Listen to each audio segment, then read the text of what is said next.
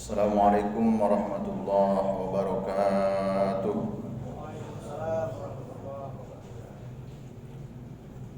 Bersyukur kepada Allah Subhanahu wa taala dengan lafaz hamdalah. Alhamdulillahirabbil alamin. Berselawat kita kepada Rasulullah sallallahu alaihi wasallam biqaulin Allahumma shalli ala sayyidina Muhammad wa ala ali sayyidina Muhammad. Assalamualaikum ya Rasulullah.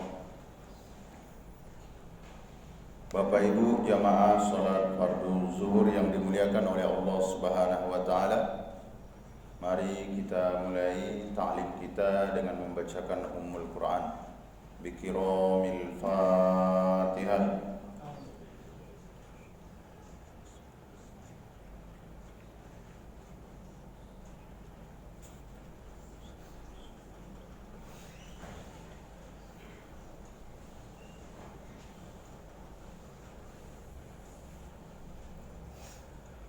Pada kesempatan kali ini tema kita mengenai sub'ah. Sub'ah itu maksudnya hak yang diambil dengan paksa oleh serikat lama, kongsi lama dari serikat baru. Istilahnya saja mungkin jarang kita mendengarnya, tapi dalam prakteknya ini sering terjadi. Misal, khusus untuk benda yang tidak bergerak, Bapak kongsi untuk membeli sebuah rumah. Nah, udah beberapa tahun nyaman tuh di sana. Artinya kepemilikan rumah itu milik berdua. Begitu juga misalnya membeli kebun, sebidang kebun seperti itu. Nah, si A sama si B yang memilikinya. Si B entah bagaimana dijualnya tanpa persetujuan si A. Si A ini bisa menuntut agar dibatalkan jual beli itu. Bisa. Kenapa? Karena dia tidak menyepakati serikat mereka. Bahkan dalam hal ini boleh dia menuntut paksa agar rumah itu jangan dijual ke orang lain, ke dirinya dulu dijual. Kenapa? Karena belum tentu nanti ketika dia berkongsi dengan yang baru itu cocok, itu ada kenyamanan. Seperti itu.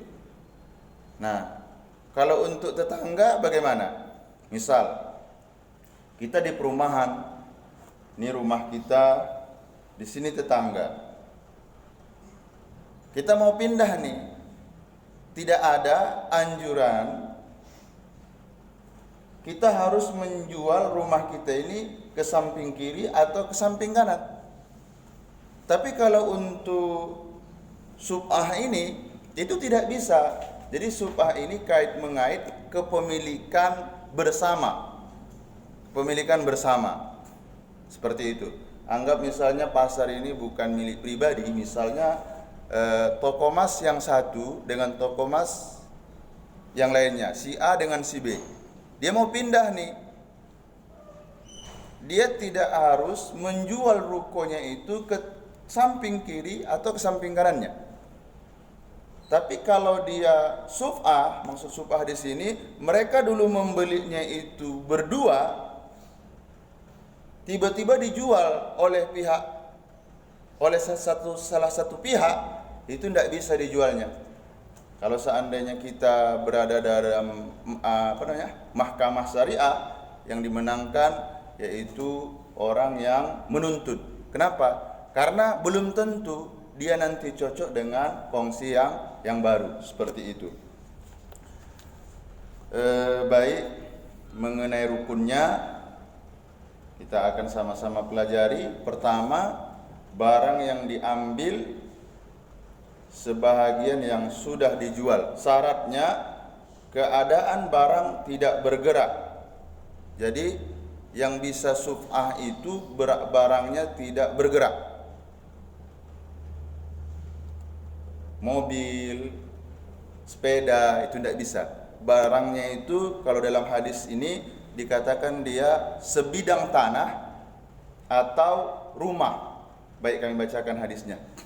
Bismillahirrahmanirrahim. An Jabir qada Rasulullah sallallahu alaihi wasallam bisuf'a fi kulli ma lam yuksam fa idza waqa'atil hudud surrifatit turuq fala suf'ata. Rasulullah sallallahu alaihi wasallam telah menghukum dengan suf'ah pada sesuatu yang belum dibagi. Apabila telah dibagi dan telah terang batas satu persatu, tidak dapat suf'ah lagi. Jadi kami sampaikan kembali bahwa suf'ah ini khusus untuk benda yang tidak bergerak. Khusus untuk pasar kita ada istilah begini, ini tidak ada hukumnya, kita belum temukan. Misal ruko A mau dijual, di sampingnya ada ruko B, ada pula makelarnya. Karena tempat ini strategis, ini dibayar pula lagi. Ini tidak ada nih, di luar konteks ini. Ini tidak boleh seperti itu. Kenapa? Karena ada yang dirugikan. Sudahlah dia tidak punya, dijualnya pula punya orang lain. Di situ kenanya. Ini jangan gara-gara dalam tanda petik keuntungan yang tidak seberapa, tapi kita menghalalkan segala cara. Mudah-mudahan ini pelajaran yang sangat berharga untuk kita semua. Kita tutup majelis yang mulia ini dengan ucapan hamdalah. Alhamdulillahirabbil alamin. Subhanakallahumma wa bihamdika asyhadu an la ilaha illa anta astaghfiruka wa atubu ilaik. Assalamualaikum warahmatullahi wabarakatuh.